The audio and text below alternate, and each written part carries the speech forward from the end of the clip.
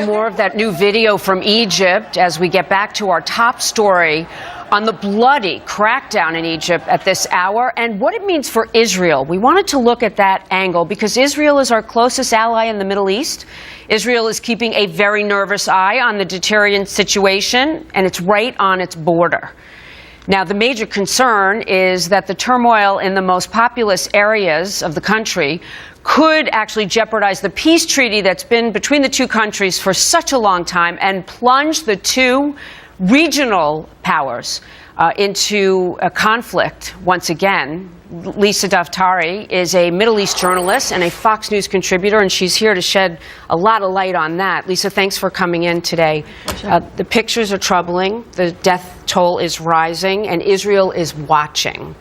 What is it that Israel should do? Because at this point, it seems they're taking a sit-back, wait-and-watch approach. Right, and that's what Israel very often does. Israel is the duck in the region, meaning on the surface, just calmly waiting by and seeing what's going on and obviously observing and gathering the intelligence that they need.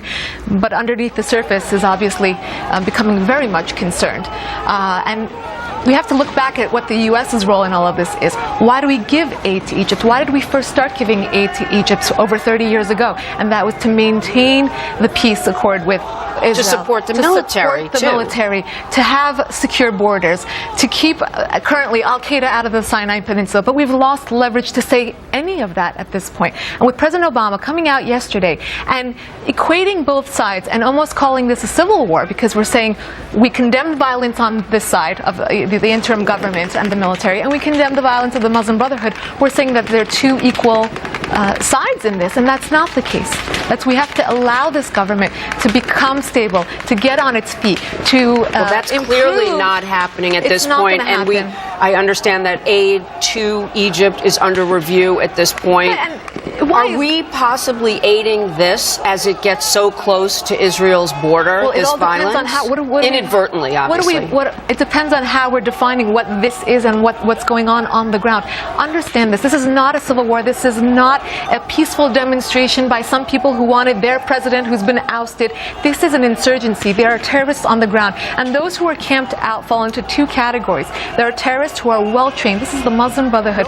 They are propaganda savvy. They are TV savvy. They know exactly how to stage a lot of deaths. They know how to get You said some of these might be staged, these riots, but people are losing their lives. There's already talk that it may be another Syria, and Israel, as it watches and waits, had supported the military. That's now given an order giving the military the right to shoot anybody that attacks a police officer or a government building. No one wants this to happen. The interim government doesn't want this. The military doesn't want this. None of the leaders in Egypt currently want this. But the police is being shot at. The churches are being burnt down. 52 churches have been burnt down. No one's talking about this. This is the Muslim Brotherhood. They're shooting at civilians. A 10-year-old girl, a Christian girl, was walking home from Bible study a few days ago, and she was shot at. The Muslim Brotherhood made it clear, we're not going down without a fight. We're going to shoot at innocent civilians who are not armed. But look at the Muslim Brotherhood is armed. These people are armed. It's an insurgency. Each of these pictures that we show is in a different area or region in the country. It's not just Cairo. It's out as well. Christians are hiding at this point. Could Israel get dragged into this? Because it's along the southern border that is imminently close to familiar territory for the Israelis. One silver lining to all of this is that we've seen a friendship or some sort of collaboration on the part of the interim government and Israel in getting these influences out of the country, out of the Sinai Peninsula, where it would be very dangerous. What if the military loses? The relationship Israel has supported with the military, what happens? What's going on right now, again, is not a civil war where the military can lose. They're more in number.